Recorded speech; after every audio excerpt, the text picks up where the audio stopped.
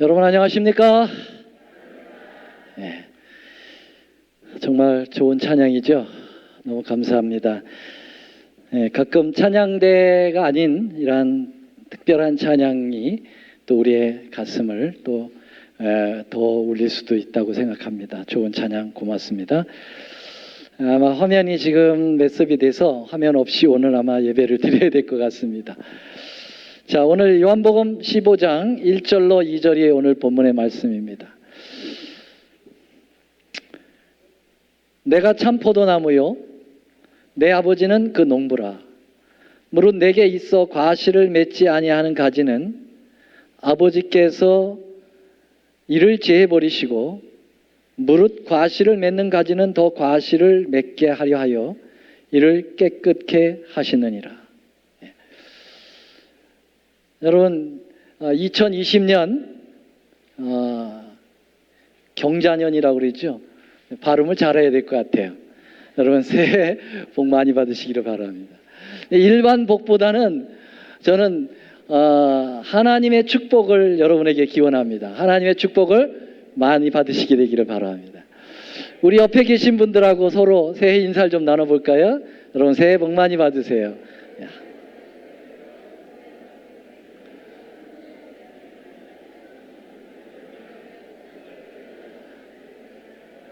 네, 컴퓨터를 처음 꺼서 다시 리부팅 좀 해주시면 고맙겠습니다. 네, 감사합니다. 서로 인사하시는 모습이 아주 좋습니다. 1년에 한 번은 예배 시간에 하는 거니까. 자, 오늘부터 다시 요한복음 15장 요한복음 공부로 다시 넘어가겠습니다. 이 요한복음 쭉 제가 설교를 본문으로 해서 말씀을 드렸는데 마지막 드린 말씀이 보혜사와 임마누엘의 상관관계라는 제목으로 말씀을 드렸던 것을 기억합니다. 그동안 여러 가지 행사가 있어서 그 행사에 즈음한 설교 말씀을 드렸습니다. 오늘 다시 15장으로 돌아왔습니다. 요한복음 15장을 열면 제일 먼저 나오는 말씀이 위대한 선언이 나옵니다. 내가 참 포도나무요. 한번 따라서 해보시겠어요? 내가 참 포도나무요. 다시 한번 크게 시작. 내가 참 포도나무요. 오늘 화면이 없기 때문에 저를 더 유심히 잘 쳐다보시기 바랍니다. 요한복음에는 7번 나는 뭐다 나는 뭐다라는 선언이 나오죠. 여러분 그것은 바로 예수님의 여호와 되신 신성적 표현이라고 말씀드렸습니다. 나는 생명의 떡이요 나는 세상의 빛이요 나는 양의 문이요 나는 선한 목자요 나는 부활이요 생명이요 나는 길이요 진리요 생명이요. 그리고 맨 마지막에 요한복음 15장에 오늘 제목입니다. 내가 참 포도나무요 라고 말씀하셨습니다. 그런데 여러분 이 정체성 표현에 왜 예수님은 그 멋있는 나무를 놔두고 하필이면 포도나무로 자신을 선언하셨을까? 성경상에 나오는 아주 멋있는 나무가 있잖아요. 여러분 나무 중에 최고 멋있는 성경의 나무는 뭐라고 표현하고 있습니까? 백향목이라는 소리 들어보셨어요? 레바논의 백향목. 그래서 이 다윗 시대, 솔로몬 시대에는 백향목으로 하나님의 성전을 짓고 또 자기의 궁전도 지었습니다. 성경절이 안 뜨죠. 시편 104편에 보면은 이런 말씀, 열왕기상 4장 33절에 저가 또 초목을 논하되 레바논 백향목으로부터 담에 나는 우슬초까지 하고자 하고 저가 또 짐승과 새와 기어다니는 것과 물고기를 논한지라. 솔로몬이 얼마나 이 지혜가 밝은지 뭐 초목이면 초목, 동물이면 동물 모든 것을 논하는데 그 초목을 얘기할 때 백향목서부터 시작을 했어요. 백향목서부터 들의 뭐까지요? 들의 우술초까지 이게 된 것 같습니다. 조금만 좀 기다려 주시기 바랍니다.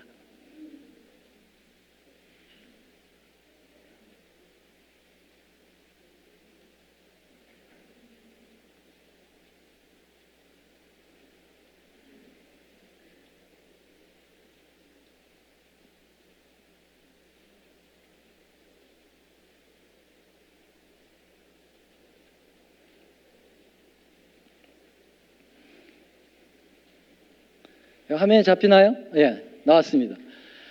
감사합니다. 우리 한장로님 애쓰셨습니다. 화면 없이 하려니까 너무 답답해서 제가 여기 많은 자료를 좀 가져왔는데, 자, 한번 읽어볼까요? 열왕기상 4장 33절 시작. 저가 또 초목을 논하되 어디서부터? 레바논 백향목으로부터 그랬어요. 야, 그만큼 백향목이라고 하는 나무는 나무 중에 아마 으뜸인 것 같아요. 시편에도 이렇게 되어 있습니다. 여호와의 나무가 우택에 흡족함이요 곧 그의 심으신 레바논 백향목이로다, 그렇게 얘기했어요. 예수님이 나는 참 백향목이요 이렇게 했으면 참 좋았을 것 같은데 왜 백향목을 빼고 포도나무라고 했을까? 또 여러분, 성경에 또 의미적으로 보면은 무슨 나무가 제일 의미가 있을까요? 이게 백향목입니다. 멋있죠? 와, 멋있습니다. 예, 저런 나무 정말 구하기 힘들어요. 그 다음에 성경에 보면 감람나무가 많이 나옵니다. 오직 나는 하나님의 집에 있는 푸른 감람나무 같음이요. 여러분, 이 감람나무는 성경에서 바로 하나님의 백성들을 의미할 때 감람나무로 표현했어요. 그리고 감람나무에서 그 열매를 짜면 뭐가 나올까요? 감람유가 나옵니다. 이 감람유는 바로 성령 하나님을 상징하는 데 사용했어요. 그런데 예수님께서 나는 감람나무요 이렇게 했으면 더 멋있었을 텐데 왜 그렇게 하지 않으시고 나는 포도나무요 이렇게 이야기하셨을까? 여러분, 포도나무를 자세히 본 적 있으세요? 포도나무가 이렇게 생겼잖아요. 포도나무는 사실 열매를 빼면은 정말 못생긴 나무예요. 가지가 비틀어지고 외틀어지고 정말 쓰잘데없는 나무가 바로 포도나무입니다. 제목으로는 쓸 필요가 없어요. 제가 한국의 시흥교회라고 하는 곳에 목회를 했는데 거기 한 장로님이 저 충청도에 있는 삼성이라고 하는 곳에 가서 농장을 사가지고 포도 농사를 지셨어요. 그래서 저희가 주말이 되면은 일요일날 가서 거기 가서 이 포도원을 같이 가꾸는 일에 많이 봉사를 해드렸습니다. 그러면서 이 포도나무를 자세히 볼 수 있는 기회가 좀 있었거든요. 근데 이 포도나무는 두 가지 특징이 있어요. 하나는 이 포도나무는 지 혼자 못 쏜다는 거죠. 이 지침대가 필요해요. 꼭 이렇게 지침대로 받쳐줘야 돼요. 두 번째로는 나무가 못생겼다는 것입니다. 자, 이런 두 가지 특징이 있어요. 자, 근데 예수님께서 왜 나는 이렇게 못생긴 포도나무요 라고 이야기하셨을까? 물론 포도 열매는 좋지요. 근데 나무로 볼 때 예수님이 나는 포도 열매요 라고 하지 않고 나는 포도 뭐라고 그랬습니까? 나무라고 얘기했어요. 난 참 포도나무요 그렇게 얘기했어요. 자, 여러분, 이 첫 번째 이 나무는 이렇게 버팀목이 있어야 된다고 하는 사실이죠. 예수님께서 바로 이 부분을 자신의 비유에서 말씀하신 것이라고 생각합니다. 예수님은 이 땅에 인성을 쓰고 오셨습니다. 인카네이션, 성육신하여 오셨는데 그분이 가지신 신성은 이 내면에 감추시고 그리고 그분은 이 인간으로서 살아가시게 된 것입니다. 그래서 예수님은 철저하게 이 땅에 오셔서 절대로 신성을 사용하지 않으시고 바로 그 하나님의 능력을 베풀 때는 자기의 신성을 사용하지 않고 하늘에 계신 하나님의 아버지의 신성을 빌어서 사용을 한 것입니다. 그래서 예수님은 언제든지 자기 스스로 설교하지 않고 하나님 아버지께 의뢰를 드렸다고 하는 사실, 버팀목이 있어야 돼요. 물론 예수님은 자기 스스로 그 모든 일을 행하실 수 있습니다. 그러나 그렇게 하신 이유는 바로 우리가 그렇게 예수님을 의지하고 살고 하나님을 의지하고 살도록 하나의 모델링 하여 주셨다고 하는 사실입니다. 자, 이 부분에 대해서는 여기 성경절에 뭐라고 나오냐면 바로 그 장면이 나옵니다. 내가 참 포도나무요 내 아버지는 그 농부라, 그렇게 얘기했어요. 그래서 이 포도나무는 내 아버지의 그 농부의 관리를 받지 아니하면 어렵다. 그런 상호 의존적인 예수님의 정체성에 대해서 말씀하려고 나는 포도나무요 라고 말씀을 하신 것으로 봅니다. 이 부분은 나중에 좀 말씀을 드리기로 하고요. 이 포도나무는 외향적으로 아주 못생겼다고 하는 사실입니다. 여기 다시 한번 보면은 못생겼죠? 이 나무 잘라난 건데 열매가 없으니까 정말 이거 가지고 뭐 하나 할 게 없어요. 땔감로 해도 안 타. 잘 안 타. 이거 땔감도 필요 없어요. 그래서 참 쓸데없는 나무가 포도나무. 외모적으로는 전혀 기대할 수가 없어요. 근데 예수님께서 나는 참 포도나무요 라는 말은 나를 외적으로 보지 마라 이거예요. 나를 외모적으로 볼 때 너희들에게 주는 가치가 없다. 그렇게 말씀을 드리는 것입니다. 여러분, 예수님의 이런 사상과 반대로 이 세상의 가치관은요, 온통 외모에 초점을 맞추고 있어요. 외모에. 그래서 외모 지상주의라고까지 말하고 있습니다. 어느 온라인 커뮤니티 그 게시판에 이런 제목이 나왔어요. 뭐냐면은 남자가 반하는 여자의 순위. 그랬어요. 남자가 여자의 어디에 반하느냐 이거예요. 그 순위를 적었는데 1등이 뭐예요? 예쁠 때. 2등이 뭐예요? 아무것도 아닌데 얼굴이 예쁠 때. 끝에 다 예쁠 때, 예쁠 때. 그리고 10위가 뭡니까? 그냥 얼굴이 예쁠 때. 그래서 사람들은요, 모든 가치관을 그냥 겉모습을 보는 거예요. 얼굴이 예쁘면 다 좋은 거예요. 이게 바로 인간이 가진 가치관입니다. 여러분, 사람의 외모는 사실은 태어나는 순간부터 외모주의로 나간다고 하는 사실입니다.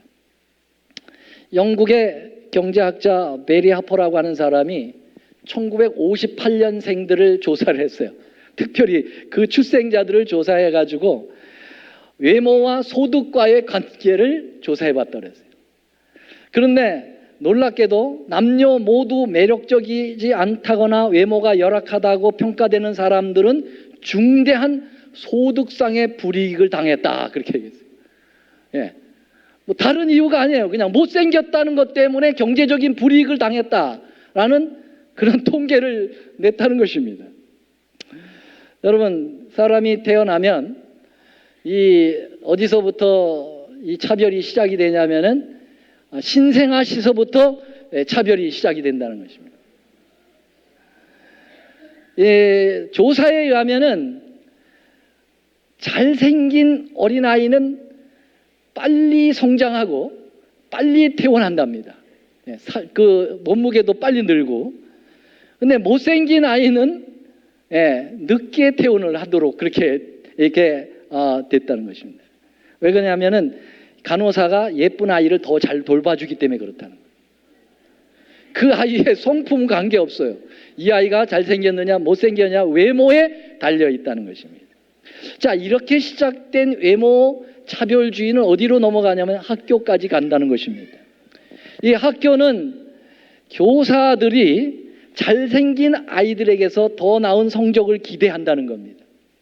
여러분, 우리 여기 교장 선생님도 계시고 저도 교목으로 오랫동안 있었지만 우리는 안 그랬어요. 우리는 안 그랬어요. 근데 우리 말고 다른 교사들이 그러더라고. 예쁜 아이들, 잘생긴 아이들에게 더 많은 기대치를 가지고 교육을 시킨다는 것입니다. 그래서 나중에 성적이 잘생긴 아이들이 잘 나오는 그런 모습을 보여줬다는 거예요. 근데 문제는 잘생긴 아이들 말고 못생긴 아이들, 이 아이들이 문제라는 것입니다. 처음엔 별로라고 생각이 되지만 교사들이 그러한 가치관을 가지고 계속 아이들을 대하기 때문에 못생겼다고 생각하는 자기들이 어떻게 하겠어요? 자격지심에 빠지게 되고 의기소침하게 되고 심리적으로 깊은 영향을 받아서 자꾸 성적이 나빠지는 그러한 문제가 발생할 수 있다라고 하는 것입니다. 이 플로이드의 제자인 아들러라고 하는 심리학자는 뭐라고 그러겠냐면 외모적 차별 행위는 범죄 행위나 다름없다 그렇게 평가했어요. 외모로 차별해가지고 그렇게 교육시키는 교사는 또 그런 간호사는 그런 남자는 뭐라고요? 범죄자예요, 범죄자. 굉장히 아이들에게 사람들에게 악영향을 끼친다는 것입니다. 그래서 이 세상은 병폐가 가득합니다. 바로 이런 가치관 속에서 외향적이 중심적인 가치관 속에서 굴곡지게 만드는 거예요. 삶 자체를 말이죠. 그러나 우리의 공의로우신 하나님, 사랑의 하나님은 외모를 보십니까? 외모를 보십니까? 뭘 보십니까? 중심을 보십니다. 그래서 예수님이 나는 참 백향목이요라고 하지 않았어요. 나는 못생긴 포도나무라고 말씀하신 것입니다. 바로 이러한 주님의 가치관이 바로 우리에게 필요하다고 하는 사실입니다. 하나님께서 이스라엘의 외모적으로 잘생겼지만은 중심이 썩어버린 한 지도자를 폐하려고 하십니다. 누굴까요? 사울이라고 하는 존재입니다. 사울은 키가 얼마나 큰지 보통 사람보다 머리 하나가 더 있었다고 그랬어요. 그러니 키만 커도 잘생겼다고 그래, 사람들은, 남자들이. 그런데 그렇게 키도 크고 건장하고 풍채가 대단합니다. 카리스마가 대단합니다. 그런데 중심이 썩었어요. 하나님께서 너 외모 가지고 그렇게 해야 되는 게 아니에요. 나는 중심을 본다. 너 가를 거야. 그래서 사무엘 선지자를 통해서 새로운 왕을 선택하라. 그리고 저기 베들레헴 지역에 이새라고 하는 사람의 집에 가보라. 거기에 이 왕을 제끼고 다른 왕을 세울 제목이 거기에 있다. 사무엘이 갔지요. 가서 이새를 만났습니다. 하나님의 뜻을 전달했습니다. 내가 너 아들을 통해서 왕을 선택을 할 것이다. 아들을 집합시켜라 그랬어요. 그래서 첫째 아들, 둘째 아들, 셋째 아들 쭉 나오는데 첫째 아들 엘리압이 딱 나오는데 기가 막혀요. 아마 저처럼 잘생긴 것 같아요. 준수하기가 이루 말할 수 없어요. 정말 멋있는 친구예요. 그래서 뭐 다른 아들 볼 것도 없어. 저 아들에게 기름을 부어야 되겠다. 그렇게 이야기를 했습니다. 자, 그들이 누굽니까? 이새의 아들이 오매 사무엘이 엘리압을 보고 첫째 아들을 보고 마음에 이르기를 여호와의 기름을 부으실 자가 과연 그 앞에 있다 하였더니 그랬어요. 그래서 기름을 부으려고 딱 포즈를 취했는데 하나님께서 위로부터 음성을 내리셨습니다. 여호와께서 사무엘에게 이르시되 그 용모와 신장을 보지 말라. 내가 이미 그를 버렸느냐. 내가 이미 그를 버렸다라는 말은 엘리압을 버렸다는 게 아니고 누구를 버렸다는 거예요. 용모와 신장에 있어서 사울 왕을 내가 버렸다는 얘기예요. 내가 용모와 신장 가지고 선택했다면 사울을 그냥 내버려 두지 내가 왜 버렸겠냐 이거예요. 나의 보는 것은 사람과 같지 아니하니 다 같이요. 파란 것이 시작. 사람은 외모를 보거니와 나 여호와는 중심을 보느니라. 아멘. 여러분, 예수님께서는 바로 이러한 당신의 정체성을 선언하시는 것 가운데 나는 참 포도나무라고 선언하신 이유 중에 하나가 이런 세상의 애모지상주의의 가치관을 깨트릴 의도가 있으셨음을 엿볼 수가 있는 것입니다. 자, 예수님은 성육신하에 이 땅에 오셨을 때 외모로 승부를 걸지 않으셨습니다. 그래서 이사야 53장에 보면 이미 앞으로 올 메시아는 외모적으로는 형편없을 거다라고 예언했습니다. 여기 이사야 53장 2절 3절 그는 주 앞에서 자라나기를 연한 순 같고 마른 땅에서 나온 줄기 같아서 모도 없고 고운 모양도 없어. 곱지도 않아. 광채도 없어. 우리의 보기에 흠모할 만한 아름다운 것이 없다. 그가 누굽니까? 여기 앞으로 나타날 메시아입니다. 미래에 나타날 메시아는 겉으로 볼 때 흠모할 게 없다 이거예요. 아름다울 게 없다 이거예요. 모양도 없고 광채도 없다 이거예요. 여러분, 이 많은 화가들이 예수님의 그 인물화를 그리는데 예수님 잘 그려요? 멋있게 그려요? 아니면 못생기게 그려요? 예, 예수님 아주 핸섬으로 보여요. 예, 훈남으로, 미남으로 그 다 그려놨어, 다. 근데 다 틀렸어. 이 예언에 의하면은 예수님 그렇지 않다는 거예요.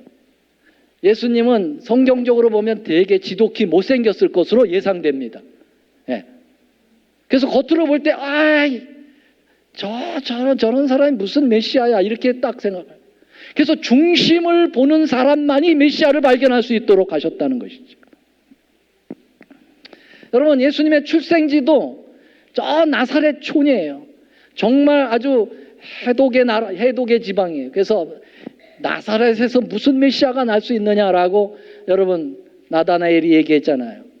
출신지도 아주 별로예요, 별로. 그리고 여러분, 예수님이 아버지가 직업이 뭡니까? 목수야, 목수. 목수는 그래도 인정을 받나요? 기술이 좋으시니까. 그러나 옛날 목수는 인정을 받지 못했습니다. 그래서 예수님은 차별 대우를 받으면서 생애하셨습니다. 무슨 차별이에요? 외모, 지상주의의 그러한 가치관의 개념을 가지고 사람들이 예수님을 어려서부터 차별했다 이 말입니다. 포도나무가 열매를 빼면 꼭 그와 같습니다. 예수님은 외모가 아닌 성육신생의 열매로 승부를 거셨습니다. 그래서 예수님은 나는 포도나무요 라고 말씀하신 뒤에 바로 열매 얘기를 하시는 것입니다. 여기 보세요. 내가 참 포도나무요. 그리고서는 2절에 무릇 내게 있어 과실을 열매를 맺지 아니하는 가지는, 또 무릇 과실을 맺는 가지는 더 과실을 맺게 하려니와 계속 과실 얘기를 하는 거예요. 열매 얘기를 하시는 것입니다. 왜요? 열매로 승부를 거시겠다 하는 것입니다. 이 말씀을 하신 이후에도 계속 보세요.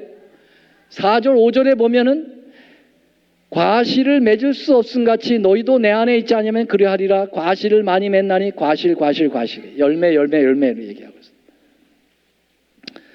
마태복음 7장 24절에는 이러므로 그 열매로 뭘 알리라? 그 열매로 그들을 알리라 그렇게 했어요. 그러나 우리 주님께서 이 포도나무의 비유를 열매에 초점을 맞추신 것 같이 생각이 되지만은 사실 조금 더 이 말씀을 깊이 들어가 보면 그렇지 않습니다. 예수님께서 이 포도나무의 비유에서 말씀하시려고 하는 핵심은 열매가 아닙니다. 뭘까요? 마치시는 분에게는 오늘 점심 식사를 제일 앞에 식사하는 특혜를 드리도록 하겠어요. 열매가 아니고 뭘까요? 거하는 것, 가지 담았습니다. 관계입니다. 관계. 따라서 해보실래요? 관계입니다. 관계. 여러분, 예수님 바로 이 관계를 말씀하고 있습니다. 이 포도나무의 비유에서의 말씀은 관계입니다. 열매는 결과죠. 원인이 제대로 되지 않는 결과는 없습니다. 사실 농부는 열매에 신경을 쓰지 말고 그 열매를 맺게 하는 그 원인에 신경을 써야 되거든요. 그래서 열매를 맺게 하는 그 원인을 한마디로 주님은 뭐라고 표현하고 있느냐면은 그 관계를 이야기하고 있습니다. 보세요. 그 이후에 계속해서 내 안에 거하라 나도 너희 안에 거하리라. 가지가 포도나무에 붙어 있지 아니하면 너희도 내 안에 있지 아니하면 저가 내 안에 내가 저 안에 나를 떠나선 너희가 아무것도 할 수 없음이라. 내 안에 거하지 아니하면 너희가 내 안에 거하고 내 말이 너희 안에 거하면. 열매보다 뭐가 더 반복되고 있습니까? 서로 연결되어야 된다는 거예요. 서로 네 안에 내 안에 우리가 하나 되자는 것입니다. 관계, 릴레이션십이에요. 여러분, 이것이 바로 굉장히 중요한 신앙의 덕목 중에 하나인 것입니다. 이처럼 주님은 관계를 최종적 결론으로 말씀하고 계신 것입니다. 그러므로 신앙은 한마디로 이야기하라 하면은 신앙의 주체이신 예수님과의 어떤 관계를 형성하느냐에 딸려 있습니다. 그래서 거기에서 구원이 나오는 것입니다. 사실 우리의 모든 인생살이도 관계입니다. 사람과 사람 사이에 어떤 관계를 맺고 사느냐가 인생의 방향을 결정합니다. 여러분, 부부간에 어떤 관계를 맺느냐에 따라서 가정이 행복하느냐 불행하가 오는 것입니다. 삶의 질과 가치관의 형성이 이 관계에 있다고 하는 사실입니다.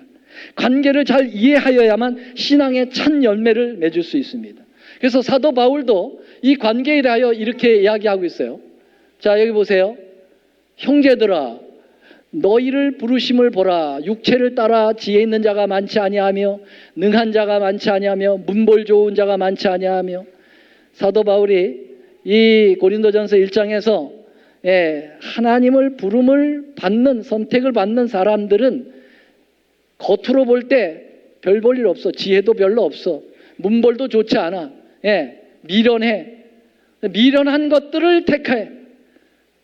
그래서 지혜 있는 자들을 부끄럽게 하신다 그랬어요. 겉이 중요한 것이 아닙니다. 중심에 누구와 관계를 갖느냐 이것입니다. 이게 중요하다는 것입니다. 우리의 직업이 뭔가 관계없어요. 여러분, 우리의 출신 성분이 관계없습니다. 중요한 것은 나하고 예수님과 어떤 관계냐 이것입니다. 하나님께서 세상에 천한 것들을, 여러분, 별로 주목받지 못한 비천한 계급의 사람들, 이런 사람들을 택하서 멸시받는 것들을 택해가지고 있는 것들을 폐하여 버리시겠다 말씀하셨습니다. 여러분, 감사하십니까?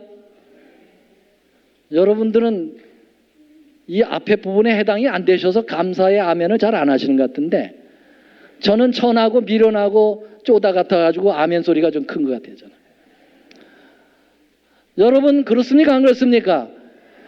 별 볼 일 없어요. 우리 외모적으로, 문벌적으로, 또 공부 얼마나 많이들 하셨습니까? 돈 얼마나 많습니까? 세상 사람들에 대해서 형편없어요. 그런데도 여러분, 우리 하나님께서 우리를 선택하셨다는 사실입니다. 아멘. 여기 보세요. 1장 30절, 그게 원인입니다. 이 파란 글씨 한번 같이 읽겠습니다. 시작. 너희는 하나님께로부터 나서 그리스도 예수 안에 있고. 이게 중요한 것입니다. 우리가 누구 안에 있다고요? 예수 안에 있다는 것입니다. 예수 안에, 예수님과 함께 연결이 되면 그 모든 것을 다 커버하고도 남을 수 있는 능력이 거기에 있는 것입니다. 아멘. 여러분, 예수 안에는 이루지 못할 불가능이 없습니다. 믿으십니까? 빌사일삼이라고 아시나요? 빌립보 4장 13절. 빌사일삼, 고사성어니까 잘 외우세요. 빌사일삼, 뭐라고? 내게 주시는 능력 안에서 내가 모든 것을 할 수 있느니라. 여러분, 우리 주님은 우리를 그렇게 평가하시는 것입니다. 그래서 이 말씀의 핵심이 바로 그리스도 안에라고 하는 거예요. 사도 바울은 참 이 부분에 대해서 대단하십니다. 그래서 에베소 1장에 보면은 in Jesus Christ, in Jesus라는 말이 얼마나 많이 나오는지 한번 찾아보세요. 집에 가서. 예수 안에서, 예수 안에서, 예수 안에서, 계속 예수 안에서. 예수 안에서는 모든 것이 만사형통입니다. 여러분, 예수님과 우리의 관계는 포도나무와 가지라고 표현하셨어요. 나는 참 포도나무요. 거기서 끝나지 않았어요. 너희는 뭐라고요? 그 포도나무 원줄기에 붙어있는 가지라고 얘기했어요. 절대절명의 불가분의 관계입니다. 생명의 유기체입니다. 이것만큼 더 절대적인 관계를 설명하는 것이 있을까요? 여러분, 하나님께서 우리를 신랑과 신부로, 예수님을 신랑, 우리를 신부로 여러분 비유하실 수 있었습니다. 그렇게 하셨습니다. 그러나 여러분, 신랑 신부는 한 몸으로 여러분 살 수도 있지만은 떨어져 삽니다. 그렇습니까? 안 그렇습니까? 네, 떨어져 살아요. 낮에는 출근하면은 부부가 떨어져 살아요. 그러나 포도나무와 원가지는 떨어져요? 안 떨어져요? 안 떨어져요. anytime 붙어 있어요. anytime. 이 비유가 더 확실하다고 저는 생각해요. 예수님과 우리를 하나로 보겠다는 것입니다. 둘이 아니에요. 포도나무 하면 원줄기와 가지가 함께 포함되어 있듯이 말이죠. 자, 예수님께서 우리를 그렇게 항상 같이 하고 싶어하는 그러한 마음으로, 그분의 이름이 뭐예요? 임마누엘입니다. 임마누엘의 뜻이 뭡니까? 내가 너희와 함께 하시다. 너희들만 나를 포기하지 않으면 나는 언제든지 always with you, 너희와 함께 하겠다고 말씀하시는 거죠. 아주 이름까지 지어가지고 오셨어요. 그래서 하늘 보좌를 버리시고 이 땅에 내려오셔서 우리와 이 원가지와 당신의 그 사랑하시는 가지를 부착하기 싶어서 이 땅에 오신 것입니다. 여러분, 예수님 생각하지 않는 순간은 예수님도 나무에서 떨어져 있는 것일까? 도대체 어떻게 해야 주님과 계속 붙어 있는 것일까? 여러분, 어떻게 하면 우리는 예수님과 항상 붙어 있는 관계가 될까요? 그 대답을 우리 주님은 이 성경에서 계속 말씀하셨습니다. 요한복음 15장 9절입니다. 다 같이 읽겠습니다. 시작. 아버지께서 나를 사랑하신 것 같이 나도 너희를 사랑하였으니 나의 사랑 안에 거하라. 사랑 안에 거하면 하나님 아버지 안에 거하는 것이고 예수님 안에 거하시는 것이고 우리가 예수님이 내 안에 거하는 것입니다. 그래서 이 가지가 연결되어질 때 그 강한 마치 강력 본도와 같은 기능을 하는 것이 바로 뭘까요? 사랑입니다. 사랑. 사랑하지 않으면 말만 예수님을 믿는 사람이지 예수님하고 관계가 없습니다. 믿으십니까? 예, 예수님이 God is love라고 그랬어요. 하나님은 사랑이시라. 그리고 사랑이 있어야만 진정한 그리스도인이 될 수 있고 예수 안에 거할 수가 있는 것입니다. 우리 성도들끼리 사랑하지 못하면 그리스도인이 아닙니다. 예수님과의 포도나무 원줄기에서 떨어져 있는 존재예요. 사랑해야 합니다. 물론 인간이기 때문에 갈등 요소가 있습니다. 그래서 잠시 사랑 못할 수도 있지만 다시 사랑해야 합니다. 다시 사랑하고 다시 이해하고 다시 용서해야 합니다. 믿으십니까? 예. 사랑이 전제되지 않는 관계는 관계가 아닙니다. 여기에 관계에 나오는 두 가지 신분을 예수님은 설명해서 이야기하고 있습니다. 하나는 친구고 하나는 종이라고 그랬어요. 여러분, 친구와의 관계와 종의 관계를 생각해 보신 적 있습니까? 사람이 친구를 위하여 자기 목숨을 버릴 수 있어요. 와, 그것만큼 더 큰 사랑은 없다고 그랬어요. 여러분, 친구 간의 그러한 사랑이, 우정이 하나의 관계를 형성합니다. 맞습니까? 종과의 관계는 어떻습니까? 종과의 관계는, 종은 우정과 사랑의 관계가 아닙니다. 거래 관계입니다. 맞습니까? 종은 세경 안 주면 집 떠나야 돼요. 그렇죠? 예. 제대로 대우 안 해주면 떠나버립니다. 다른 집에 가서 종해요. 예. 옛날 모습을 얘기하는 것입니다. 종은 철저하게 이해관계, 타산관계로 관계를 맺습니다. 이런 관계는 관계가 아니에요. 그건 거래라고 얘기합니다. 그건 장사꾼들이 하는 것입니다. 그러나 진정한 하나님과의 우리의 관계, 부부관계, 그리고 친구관계는 사랑과 우정이 거기에 있습니다. 아멘입니까? 바로 그러한 관계로 승화될 때 나는 포도나무고 너희는 나에 붙어있는 원가지라고, 이 줄기가지라고 예수님이 설명하고 있는 거예요. 사랑을 중심으로 해라.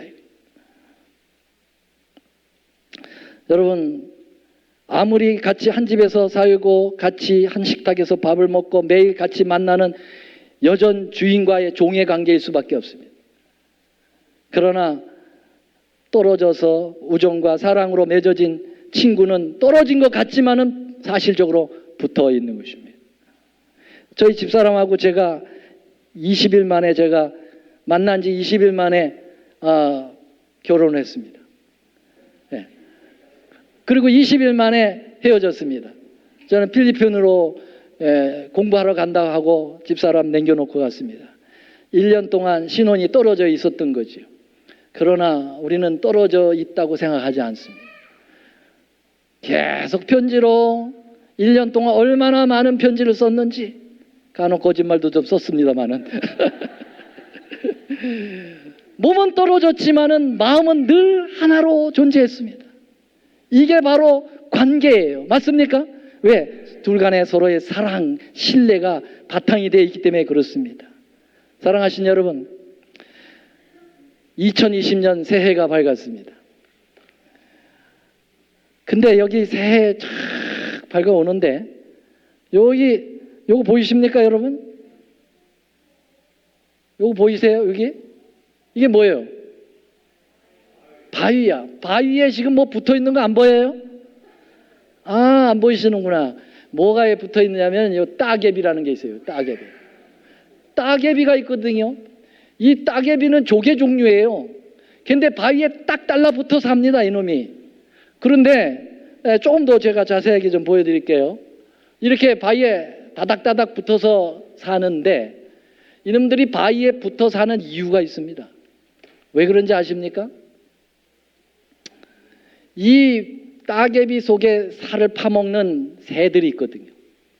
이 새놈들이 딱 달라붙어 가지고 이 따개비에 그것을 이제 떼어내서 그것을 속에 속살을 파먹으려고 하는데 이 따개비는 딱 달라붙어요. 그래서 따개비야.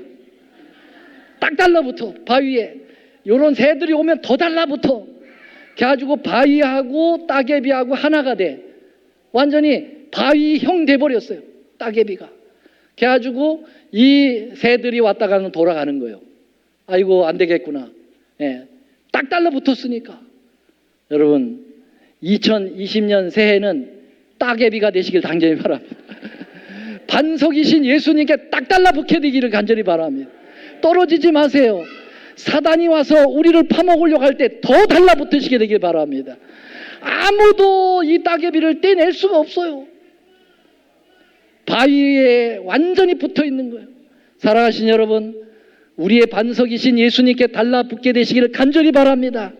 떨어지지 않게 되길 바랍니다. 여러분, 이 포도나무의 원줄기와 가지가 완전히 하나가 되어버렸어요. 얼마나 단단히 붙었는지 원줄기하고 굵기가 거의 비슷해.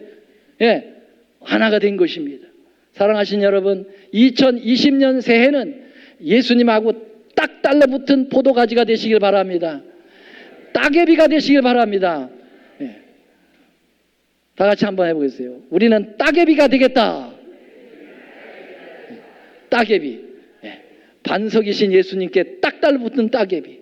그리고 참 포도가지가 되시기를 간절히 바라면서 오늘 말씀을 드리겠습니다. 사랑의 주님, 우리 주님은 참 포도나무이십니다.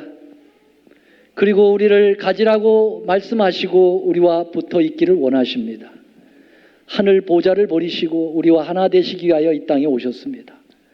주님, 우리도 주님의 마음처럼 주님께 달라붙어 있을 수 있도록 도와주시옵소서.